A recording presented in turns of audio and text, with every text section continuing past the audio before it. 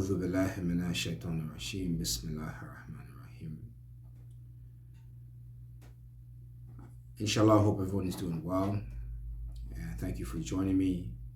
Today I want to talk about wisdom and the role of wisdom in the quest, in the spiritual quest towards seeking nearness to Allah and purging the heart of the misery that afflicts it, that often plagues human beings who have rejected Allah.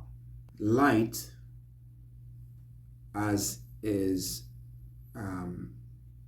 mentioned in the Quran, can be said to be a metaphor for knowledge and wisdom. Wisdom is granted to those who achieve the status of vicegerency, the highest status of a full human being. And I want to talk about this. I want to unpack this because for those who are Muslims and who read the Quran, they are aware that when God decided that he wanted to create Adam, what he said was, I am going to create a vicegerent on the earth. And of course, vicegerent means someone in some capacity that would represent the divine attributes. And wisdom is definitely one of those divine attributes. So let's talk a little bit about this. Now, in chapter 2, verse 30, the Quran says, Behold, thy Lord said to the angels, I will create a vicegerent on the earth. The angel said, Wilt thou place therein one who will make mischief therein and shed blood? Whilst we do celebrate thy praises and glorify thy holy name. God said, of course, I know that which thou know not. This verse,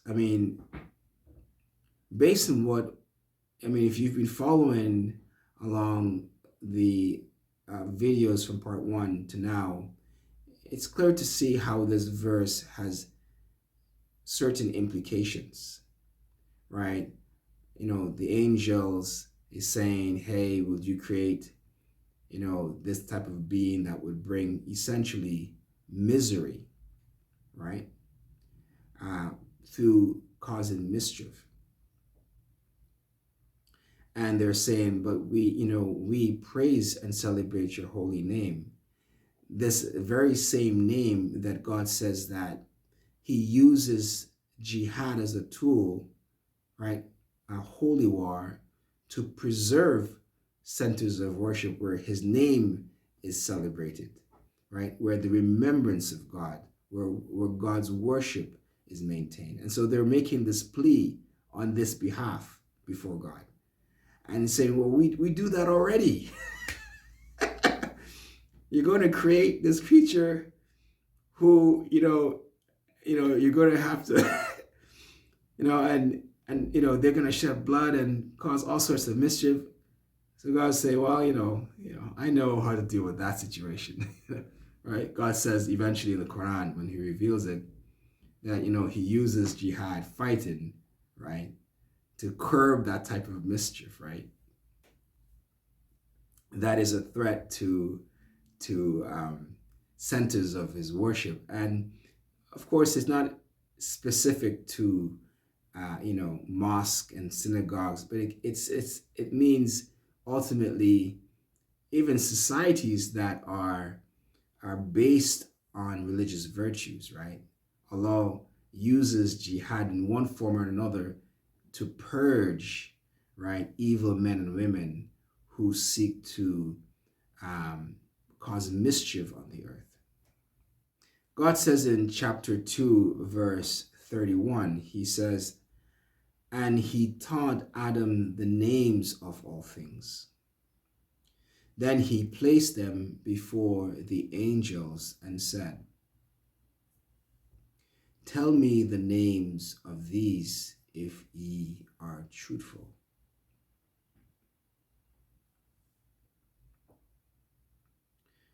The angels said, "Well, glory be to you, of knowledge we have none, except what you has taught us. In truth, it is thou who art perfect in knowledge and wisdom."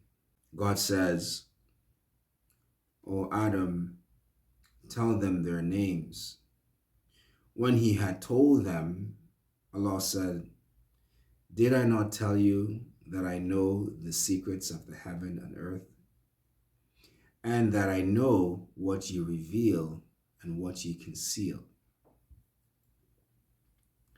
Now,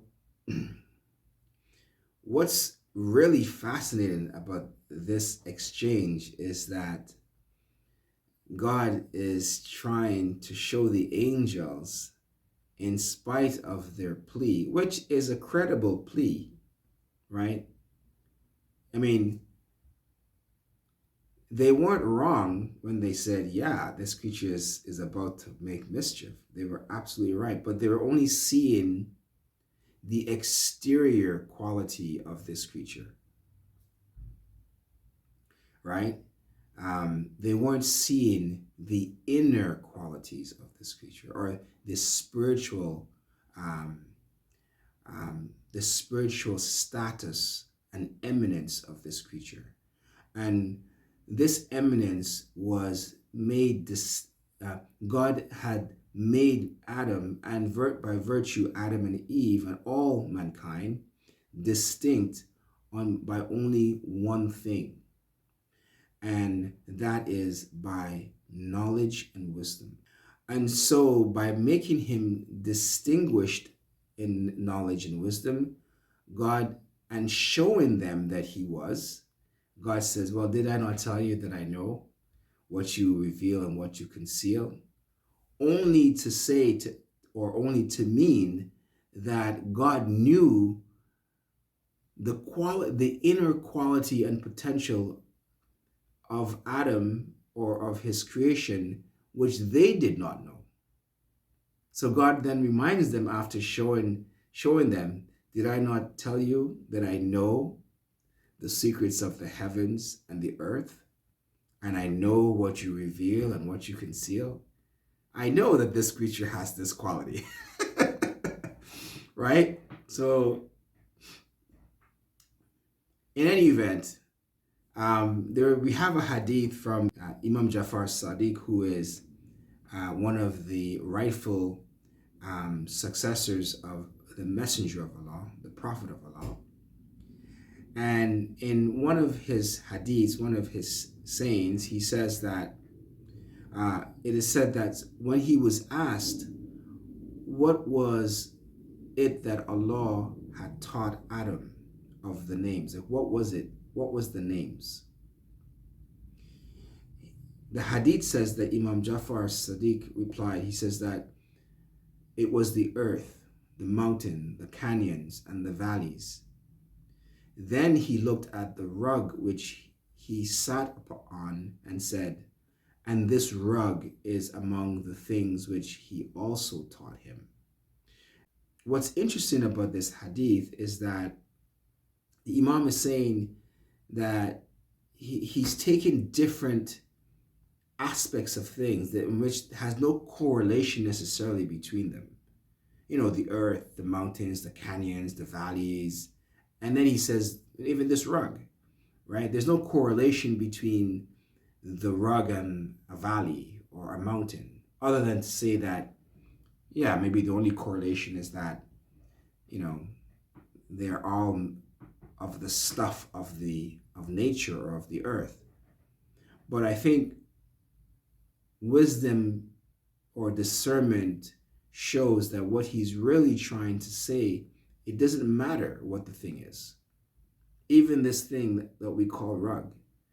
And that's consistent with the verse, because Allah says that he taught Adam the names of all things. All things. But we need to be very careful when we talk about these names. The names are not, it's not a verbal name in the way we would normally use the word name. You know, as when we say this thing we call, you know, for example, lamp, or this thing we call rug. These are the names of these things. Not in this sense. That is not how or what the Quran is referring to when Allah talks about teaching Adam the names of these things. No. What it's actually meant is that God has taught him the nature of these things, right? And consequently, because he understands the nature of these things, he has the authority or the power to recognize them, and then to manage to manipulate or control or use them in a way to his benefit. This is really what it means. And so when the angels were being asked, well, to show me, can you do this? Right? Can you do this? Angels were saying, no, we can't do that because you haven't built us, or you haven't given us this ability or this capacity. This is really what they're saying. So when he says, well, Adam, show them, God is really saying, well, then demonstrate the distinction by which I've given you to them. Okay? And the reason why God does this is because God wants to show the angels that, yes, while it is true that he has also, this being has the capacity for great mischief and potential evil by virtue of being, by virtue of succumbing to evil, the shaitan, that there is something that God has blessed him and her with that will eventually, or supposed to, triumph over that. Okay? And of course, we know what it is, right? We know what it is. It's in keeping with what the angels have said, right? They have recognized that the only best thing in life is to be engaged in the worship and celebration of the praise of God. This is the only greatest thing in life. This is it, right? But God says, it's okay. Well, you know, God is saying, well, okay, yeah, okay. But I'm prepping him for that, so to speak. I'm prepping this creature for that. Because in the end, God says that is why he has created human beings, is to worship him, which is the exact same thing that the angels are making a claim to, by which they're saying, well, why not choose us? I mean, we're already doing the best thing that any creature can do. Right? So, but of course, Allah says in the Quran that the reason why he has allowed this creature to come in spite of the mischief that he or she may bring while they are here is because God intends to try which of us is good in establishing good deeds versus which of us that are not. Okay? And so God wishes to try us. And of course, there's a lot more to this as well. It's not that God just wants to try us so that when we fail, some of us will inevitably fail, in order to put us into a position of hell and punishment. That's not what this trial really means. I don't want to get into that right now because it's going to take me away from what I'm on the track that I'm on right here. But maybe another video I might delve into that. Now, the Quran says, speaking of this same knowledge and wisdom that Allah has taught Adam, the very same knowledge and wisdom that the angels have confessed that they have not been taught. In chapter 2, verse 269, God says, God grants wisdom to whomever he wills, and whosoever is granted wisdom has been granted much good. Yet none remember save the possessors of intellect, or aql, or intelligence. Now you can kind of see where this is going, right? God created man to be his vicegerent. He distinguishes him by knowledge and wisdom, and he demonstrates this. And he takes the time in Revelation to reveal this to us. This is our spiritual and history or legacy. And then God turns around and says, well, whoever this wisdom that God has taught Adam, and by virtue every other human being, and God says that whoever is granted this wisdom has been granted a tremendous good, right? And no one will remember this wisdom except those who possess intellect or intelligence. And so God has associated goodness with wisdom. He's associated wisdom with and goodness with intellect, possessing intellect, right? Possessing one's intelligence, okay? One's true and natural intelligence. Now, when we look at the Quranic tafsir or commentary for this verse, we see that Al-Mizan, which is a very well-respected Quranic commentary produced by Allama Tabatabai. And in his work, he says that wisdom refers to a thing that is both precise and perfect, without any defects or flaw, right?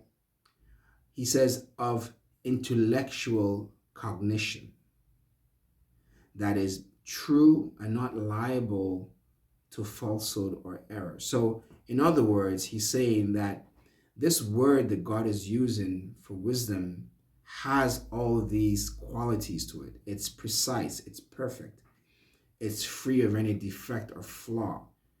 And it's part of your intellectual cognition, right? It's part of your intellect. It is your nature, or it is natural for your intellect to have this cognition or awareness, okay? Now, in chapter 38, verse 20 of the Quran, God says regarding Prophet David, "And we strengthened his sovereignty and gave him wisdom and decisive speech." Study Quran defines wisdom as understanding and sound reasoning.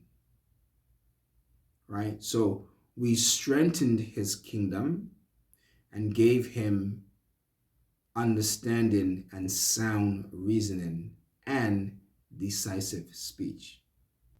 Now, with respect to decisive speech, the study Quran says that what decisive speech means is clarity and truth of speech.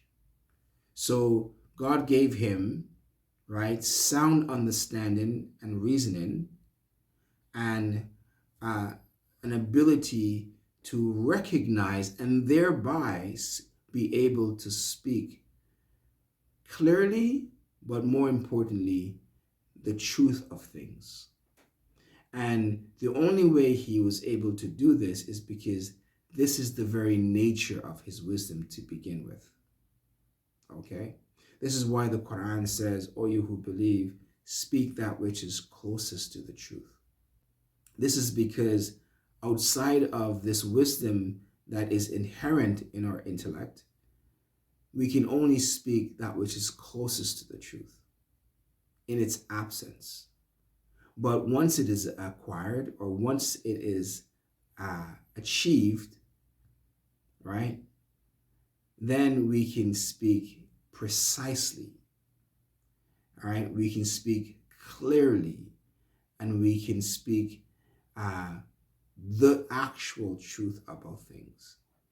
And this is essentially also part and parcel of what it means when Allah is asking them to show me if it is, right? God says, show me if it is you speak the truth. He's asking them to speak and to explain these things that he wants them to show him if it is they're truthful, right? And so they say, right? They say, oh, glory be to Allah, of knowledge we have none save what thou hast taught us. In truth, it is thou who art perfect in knowledge and wisdom. So even they themselves acknowledge that this wisdom and this knowledge is founded on truth, right?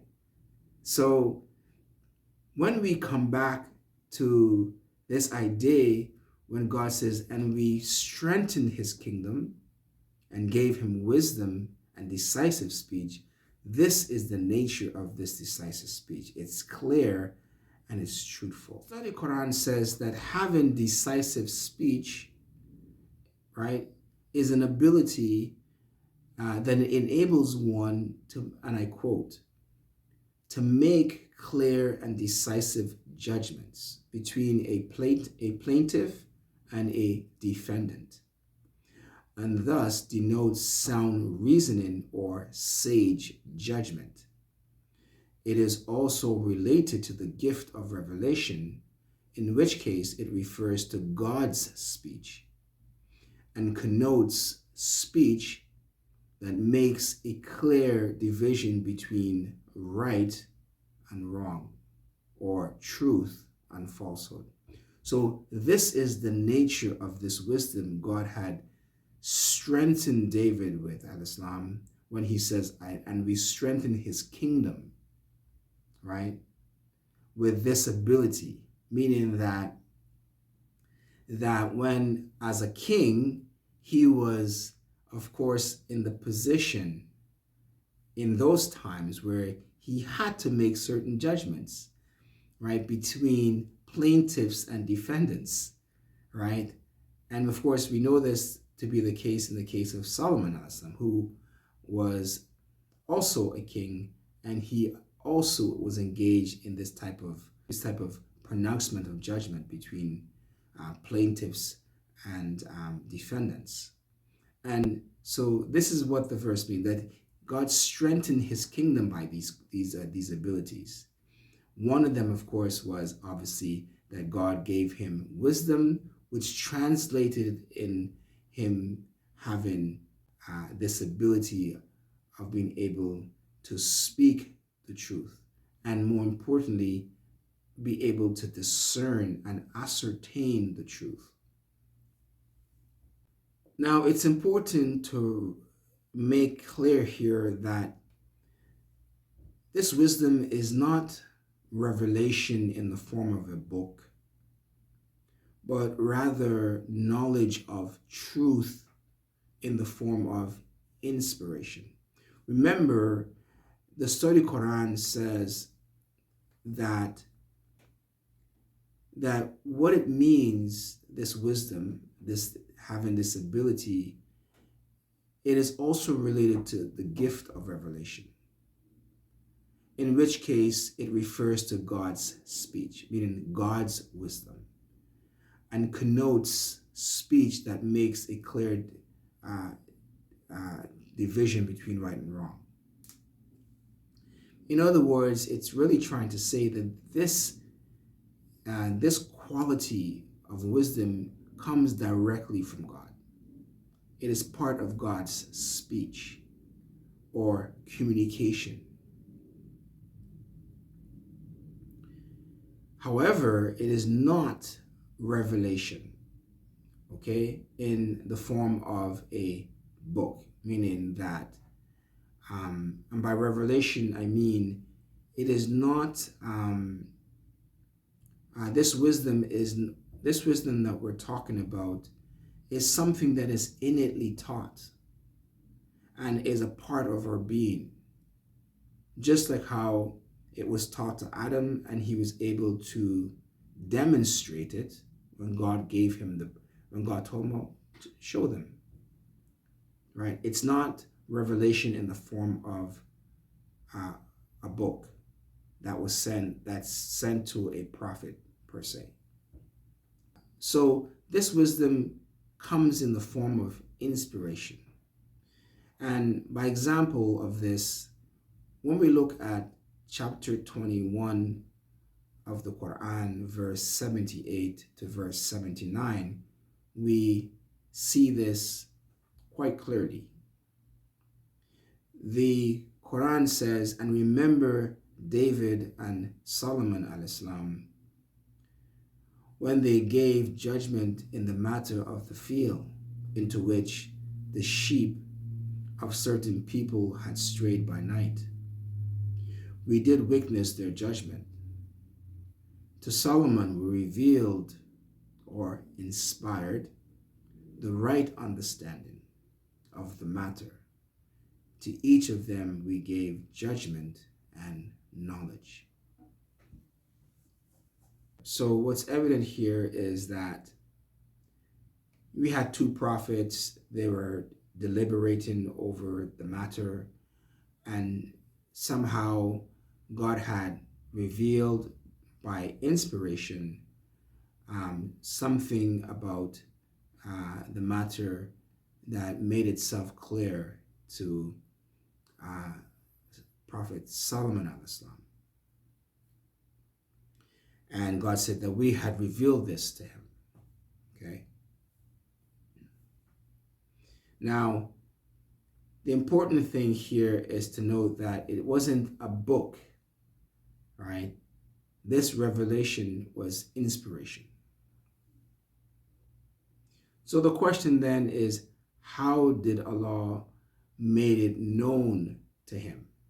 Chapter 44, verse 51, God says that it is not for any human being that God should speak to him or communicate to him, except by revelation or from behind a veil, or that he should send a messenger in order to reveal what he will by his leave. Now, the study Quran says about this verse that behind a veil refers to when prophets hear the speech of God directly with no intermediary, but do not see him. Right? Prophets hear the speech of God directly with no intermediaries, but they do not see God. An example of this from the study of Quran is when Moses was spoken to, right? In this way, he hears God's speech, and on the Mount Sinai. Okay, so he hears God's speech on Mount Sinai, and through a burning bush.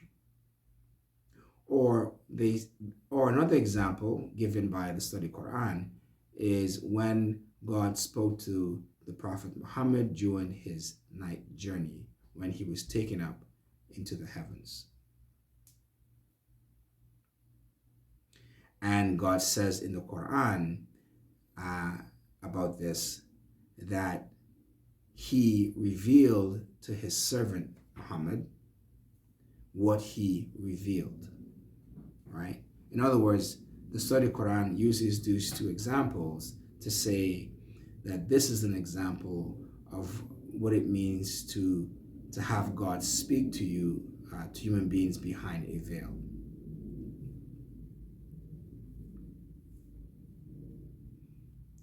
But these two examples are too few to be taken as comprehensive examples. Not to mention, they include only prophetic examples. Yet the verse, when we look at the verse, addresses itself to any human being, right? So let me read this again. It says, it is not for any human being that God should speak to him except by revelation or from behind a veil. So the idea seems to be, according to the study Quran, that God only communicates to prophets, right? Because those are the only examples they can use to show that, oh, this is when God communicated behind a veil. But God is saying any human being, right? And implicit in that, God's saying, I communicate to every human being. He's just saying that he's just given us a way in which he does that. He's not denying that he doesn't do it, right? He says that he does not do it except by these three ways. Now, he doesn't do it except, right, in three ways. One is behind a veil. So we'll leave that aside for now. Except by revelation. And we've just shown you how he revealed, in the case of Solomon and David, God revealed, right, something to him that blessed him with the understanding that he had not revealed to Prophet David al-Islam. Okay? So in this sense, God reveals. So we know that that's also through inspiration. So, and then the other is that we reveal, or that he should send a messenger, right? So this is the last one, or that he should send a messenger. In other words, he reveals what he wants to reveal, or communicates to human beings what he wants through a messenger, by sending a messenger. So we know, okay, let's throw out messenger for a second. Now we have behind a veil and we have inspiration. It's my contention that when God says in this verse that he communicates through revealing something, right?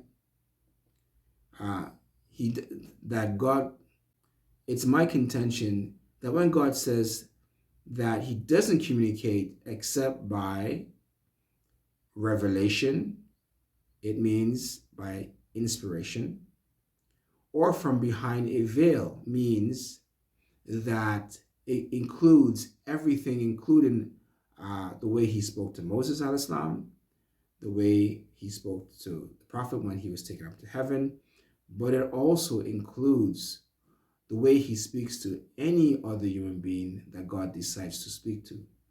And that is behind a veil. And that veil is always some sort of intermediary thing. It could be a dream. It could be through an epiphany. It could be through a thought that they're having that's just absolutely an eye-opening thought, or a way of seeing something that an epiphany, as it were, that God has sent them a revelation in that sense. And he has revealed something to them that they may not have understood or realized. And of course, that was a way in which God revealed something to that person, and is a form of communication. And so this is how human beings progress in terms of civilization and technology, etc., etc., all through the intellectual revelations that is communicated by God. All of the groundbreaking ingenuity and technology and ways of and genius scientific discoveries, etc., etc. These are all products of the intellect, right? And they are all things that have been communicated by Allah, right? And it just so happens that it's communicated behind a veil, and we don't normally attribute these things to Allah, but Allah is saying this is a form of his communication. But the one we want to focus on is the communication of inspiration.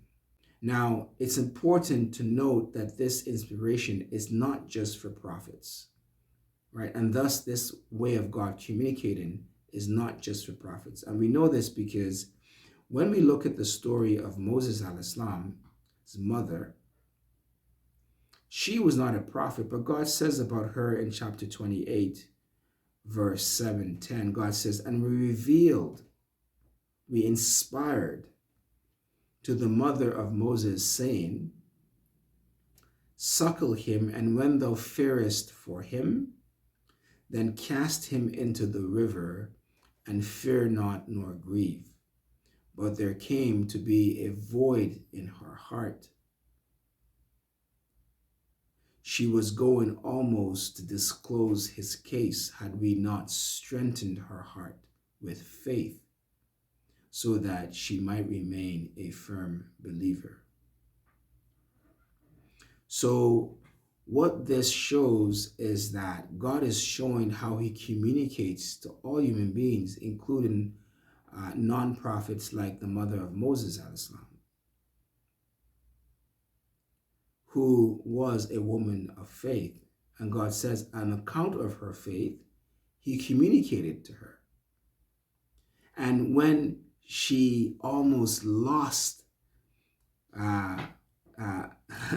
when she almost betrayed this inspiration, this guidance that he had given her, he had to strengthen her heart, right?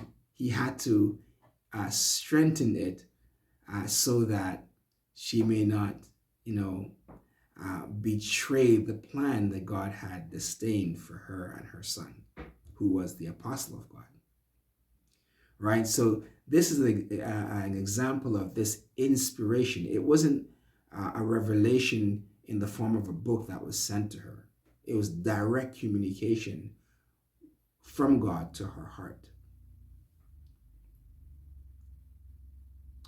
And we see the similar thing occurring in the prophet Yusuf al-Islam, when his brothers took him when he was a young and tender age, right? In which God said, so they did take him away, and they all agreed to throw him down to the bottom of the well. And we revealed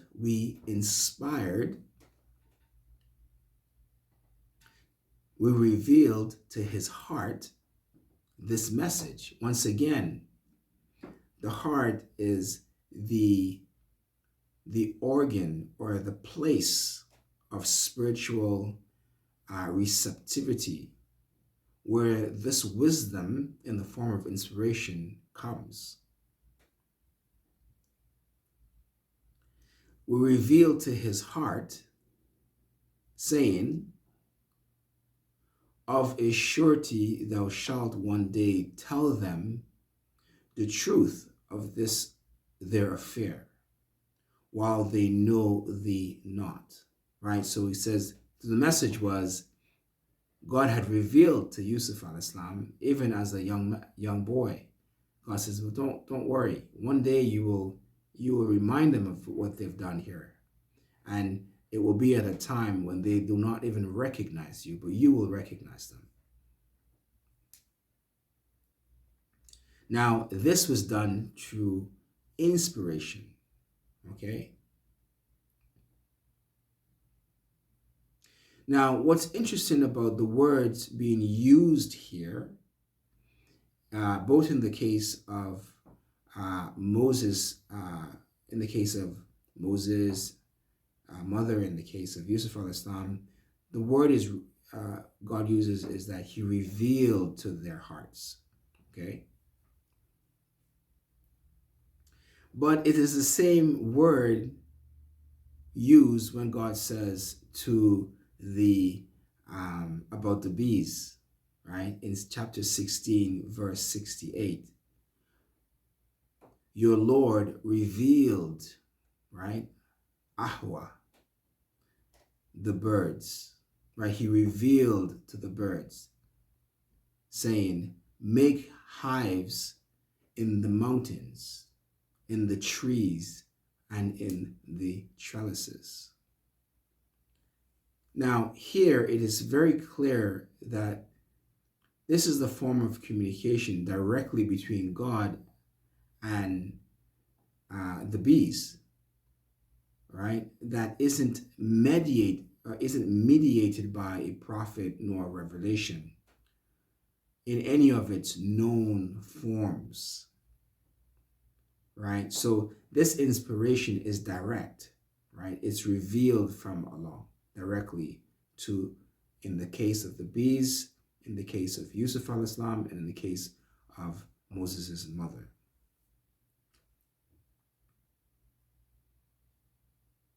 And of course, the study Quran points this out as well. It states that Awa, which is translated as revealed, means more than just divine revelation in a formal or scriptural sense, right? And I quote, they say, but also for other modes of divine communication or inspiration. Thus, knowledge and wisdom comes directly from God as truth through the veils of inspiration in the form of wisdom and sound judgment about the reality of things. Such knowledge and wisdom is the status of a true representative of God on earth, or a vicegerent. I want to leave it there for today. I want to thank you for watching this video. If you enjoy the content, I want to thank you. I ask you please to support the channel, help me to build it with your likes, your subscription, and sharing the videos to anyone that you feel may benefit from them. Thank you, and Assalamu alaikum.